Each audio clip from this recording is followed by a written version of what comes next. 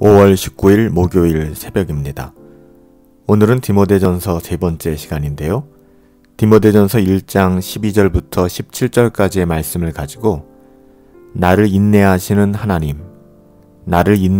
하나님이라는 제목으로 하나님의 말씀을 함께 상고합니다. 사도 바울은 디모데에게 자신의 간증을 통하여 자신이 걸어온 영적 순례의 여정에 대하여 다시 한번 상기시켜주고 있어요. 왜 이런 이야기를 하는 것일까요? 자신의 화려한 과거 이력을 들썩거리는 것이 아니라 오직 하나님의 은혜와 능력이 아니었다면 자신은 존재할 수 없었음을 강조하기 위한 것이죠. 여기서 사도 바울은 자신을 오래 참아주시는 하나님을 고백하고 있어요. 하나님의 인내하심이 없었더라면 지금의 자기 자신은 있을 수 없었다, 이런 이야기죠. 그런데 이것이 어찌 바울만의 고백이겠습니까? 돌아보면 우리 역시 전혀 다를 것이 없죠. 하나님의 은혜가 없이는 설명될 수도 없고 하나님께서 지금까지 참아주시지 않았더라면 어떻게 우리가 오늘 지금이라는 시간을 살아갈 수 있을까요? 불가능한 일 아니겠습니까? 저는 오늘 사도 바울의 고백을 통해 바울이 아닌 바로 지금의 우리들을 끝없이 기다려주시고 참아주시며 인내하시는 그 하나님을 바라볼 수 있었으면 좋겠습니다. 그런 하나님을 바라볼 때 비로소 우리의 삶에 은혜를 누릴 수 있는 자리로 우리가 나아갈 수 있는 거예요. 오늘 본문에서 사도 바울은 디모데에게 편지하기를 자신이 그리스도를 만나기 전에는 그리스도를 모독하는 비방자요, 그리스도인들을 박해하는 박해자였으며 학대하는 폭행자였다라고 고백합니다. 13절 말씀이죠. 내가 전에는 비방자요, 박해자요, 폭행자였으나 도리어 긍휼을 입은 것은 내가 믿지 아니할 때에 알지 못하고 행하였음이라.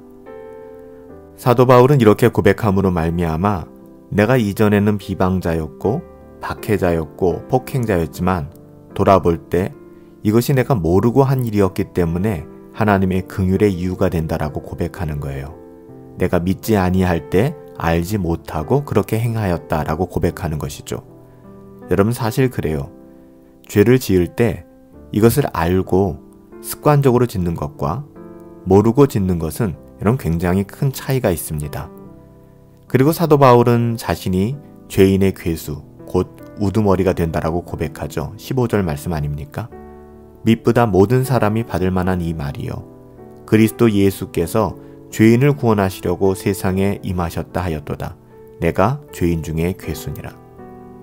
하나님의 은혜가 임하니까 자신의 죄를 자각하게 되고요. 더 깊은 은혜로 들어가니까 모든 것이 죄로 보이기 시작하는 거예요. 자신을 죄인 중에 괴수라고 고백하는 자리까지 사도 바울은 가게 된 것입니다. 여러분, 바로 이것이 율법이 주는 순기능이에요. 율법의 올바른 기능이죠. 죄를 깨닫고 하나님의 은혜 안으로 우리를 들어오게 하는 것이에요. 그런데 놀라운 이 변화, 무엇이 이렇게 끔찍했던 바울을 새로운 사람으로 변화시켰을까요? 바울은 주저함 없이 나를 능하게 하신 그리스도 예수 우리 주님 때문이다 라고 12절에 이야기하고요. 또한 14절에 가보면 우리 주의 은혜, 16절에 주의 긍휼하심 때문에 그가 변화되었다라고 고백합니다. 14절 말씀에 보니까 우리 주의 은혜가 그리스도 예수 안에 있는 믿음과 사랑과 함께 넘치도록 풍성하였다. 그래서 내가 변화되었다는 것이죠. 또한 16절에 보니까 그러나 내가 긍휼을 입은 까닭은 그 이유를 얘기하는 거예요. 예수 그리스도께서 내게 먼저 일체 오래 참으심을 보이사. 여러분, 그래요. 주님이 나를 참아주셨다는 거예요. 이렇듯 그리스도의 은혜와 긍휼하심이 아니면 설명될 수 없는 것이 바울의 삶이었고요. 동일하게 거듭난 하나님의 자녀들의 삶입니다. 오늘 사도 바울이 그리스도의 일체 오래 참으심으로, 한결같이 우리를 향하여 오래 참으심으로 말미암아 하나님의 사람이 될 수 있었다, 이렇게 고백하고 있잖아요. 이것이 예수님을 믿어 영생을 얻는 모든 사람들에게 본이 되게 하려 하심이다, 이렇게 말씀하고 있어요. 우리가 거듭나서 하나님의 자녀가 되고 끝없이 경건을 추구하며 거룩한 삶을 지향하게 된 것은 우리의 어떠함 때문이 아니라는 거예요. 전적인 하나님의 은혜 때문이라는 것이죠. 그래서 사도 바울은 사랑하는 디모데가 혹시나 낙심하거나 마음이 상했다면 바울 자신의 살아온 삶의 여정을 바라봄으로 말미암아 힘을 내고 용기를 얻었으면 좋겠다, 이렇게 격려의 메시지를 주고 있는 것입니다. 무슨 뜻이에요? 이런 죄인 중에 괴수인 나도 사도의 직분을 받지 않았는가? 그러니까 힘내고 은혜를 붙들고 믿음으로 용기 내어서 살아가자, 이렇게 권면하는 것이죠. 여러분, 사실 그래요. 오늘 바울이 회심하기 전의 삶은 정말 악하고 추한 삶이었거든요. 돌아보건대 이런 사람도 구원을 받았다면 이 세상에 어느 누가 소망이 없다 하겠습니까? 사도 바울은 이 본문을 통하여, 이 고백을 통하여 말하고자 하는 것이 무엇이에요? 죄가 아무 문제 없다? 죄를 아무리 많이 지어도 상관없다? 괜찮다? 그게 아니죠. 이 세상의 모든 끔찍한 죄를 덮고도 넉넉히 남을 만한 하나님의 은혜를 사도 바울은 지금 증거하고 있는 것입니다. 바울은 지금 그 은혜를 전하고 있는 거예요. 그리고 이 은혜를 깨닫게 될 때 우리는 하나님을 찬양하지 않을 수가 없게 되는 것이죠.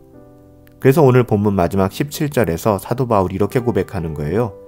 영원하신 왕, 곧 썩지 아니하고 보이지 아니하고 홀로 하나이신 하나님께 존귀와 영광이 영원 무궁토록 있을지어다.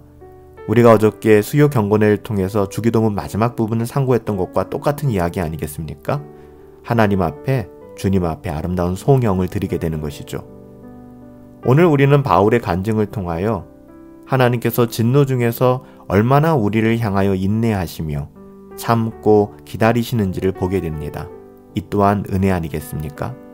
은혜 아니면 설명될 수 없는 것이니까요.